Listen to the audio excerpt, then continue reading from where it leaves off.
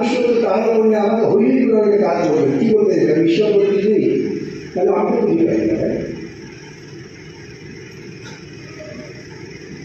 এই চিন্তা চেতনার মধ্যে এই সমস্ত আমাদের ধীরে ধীরে ধীরে ধীরে ধীরে ধীরে প্রবেশ করে দেওয়া হচ্ছে, যে আমরা বুঝতে পারছি না, স্লো পয়সা হয়ে যাবে।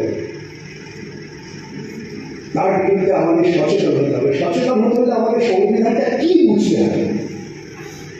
আমি চেষ্টা করলাম মূল্যবতভাবে বলার, এবং সংবিধান তৈরির প্রেক্ষিতটা বুঝতে হবে। আমরা বলি ভারতবর্ষের স্বাধীনতা সংগ্রামের একমাত্র ফসল হচ্ছে সংবিধান। আমি বলি বিভিন্ন জায়গায় যে আমি দেখেছি বাপ মা রেখে যাওয়ার 1 কাঠা 2 কাঠা জমির জন্য লাখালাখি হচ্ছে।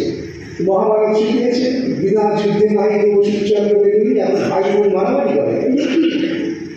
এটা আপনার তৈরি না, ব্যাখ্যা করতে করে গেছে। তাহলে আমার ব্যাখ্যা করতে করে ছাড়ো কেন? ওনার সংবিধানটা আমরা ব্যাখ্যা করতে তৈরি করছি জানেন?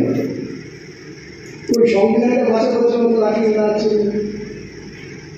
এই সংবিধানটা আমরা ব্যাখ্যা করতে তৈরি। নেতাজি কোথায় মালা পড়লে নেতাজিকে সম্মাননা জানানো হয় না।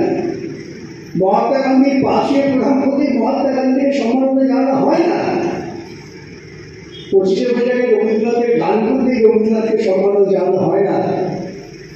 সম্মাননা জানাতে গেলে পরে তার যে আদর্শ, যে আদর্শটাকে পালিত করে লাইট ছুঁড়ে ফেলে দেওয়া হয়, সেই আদর্শ ফেলে দেওয়া হয়।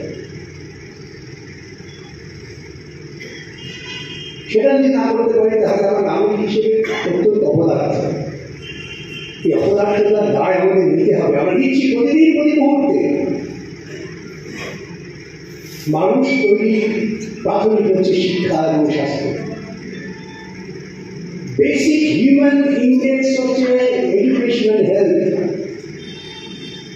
এই দুটোই বিপর্যস্ত হয়ে পড়ছে। পশ্চিমবাংলা তো বটেই, গোটা ভারতবর্ষ জুড়ে।